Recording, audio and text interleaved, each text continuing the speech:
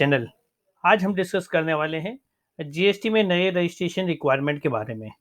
आधार authentication या physical verification mandatory कर दिया गया है। किस करदाताओं को या आधार वेरिफिकेशन करना होगा या फिजिकल वेरिफिकेशन के लिए जाना होगा? क्या एग्जिस्टिंग करदाताओं को भी रिक्वायर्ड है फिजिकल वेरिफिकेशन? पूरे वीडियो में समझेंगे किस प्रकार से नए जो प्रोसेस को अडॉप्ट करना है सारे करदाताओं को या नए रजिस्ट्रेशन करने वाले करदाताओं को किस प्रकार और कैसे स्टेप बाय स्टेप उन्हें फॉलो करना है। चलिए स्टार्ट करते हैं आज का डिस्कशन। फर्स्ट क्वेश्चन सबके मन में ये आता है, किसको आधार वेरिफिकेशन रिक्वायरमेंट होगा? तो individual authorise signatory of all type of business, managing director, authorise partner और पार्टनरशिप फर्म और कर्ता ऑफ एचयूएफ। अगर आपके पार्टनरशिप फर्म में partner suppose for example 5 partner है, उसमें से आपने किसी एक को ऑथराइज सिग्नेटरी बनाया है, बट सिंस अगर आपके पार्टनर या ओनर 5 या 5 से ज़्यादा है या जितने भी है उन सब का आधार वेरिफिकेशन करवाना ज़रूरी है।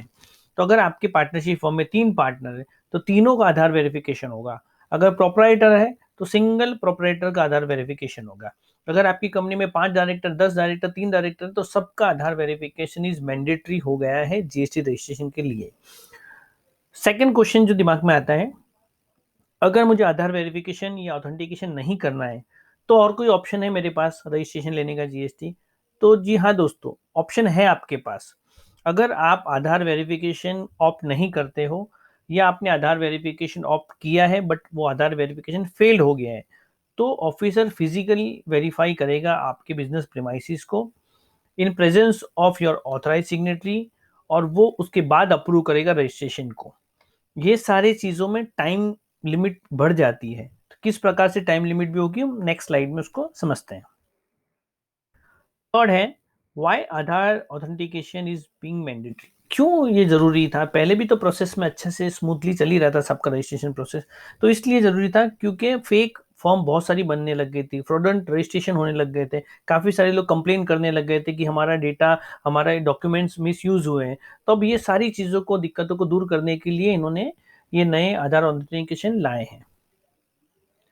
फोर्थ है, how Aadhaar authentication will be done.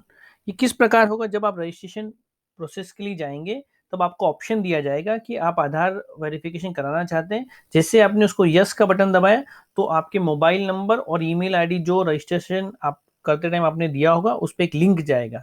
वो लिंक को ओपन करते ही आधार की वेबसाइट पे जाएगा और बोलेगा आधार नंबर डालिए। जैसे आपने आधार नंबर डाला तो आपको एक ओटीपी आएगा, वो ओटीपी आप डालते ही आपका वो आधार वेरीफाई हो जाएगा।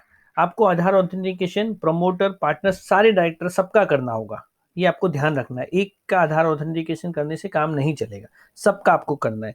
इन केस अगर आपने 2 का किया, 2 का बाद में करना है तो भी एक ऑप्शन दिया हुआ है जो यहाँ पे दिया है, सेव माई एप्लीकेशन में जाके आप बाद में भी ऑथेंटिकेशन कर सकते हैं रिसेंट वेरिफिकेशन लिंक करने के बाद।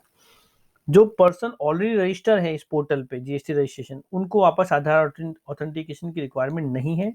या तो जो person not a citizen of India और नॉन एनआरआई है वो एग्जेम्प्टेड है आधार वेरिफिकेशन के लिए। तो अगर आपके प्रमोटर में कोई प्रमोटर या कोई पार्टनर इस प्रकार है जो कि एनआरआई है तो उसका आधार वेरिफिकेशन की रिक्वायरमेंट नहीं है।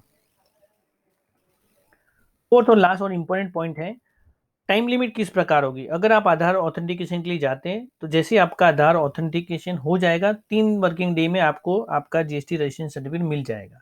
अगर आप उसको ऑप्ट नहीं करते या फेल हो जाता है तो 21 दिन के अंदर आपको ऑफिसर शोकॉज नोटिस देगा जिसका आपको रिप्लाई नेक्स्ट 7 डेज में देना है। 7 दिन में आपको रिप्लाई देना होगा क्यों आपने आधार ऑथेंटिकेशन नहीं ऑप्ट किया है।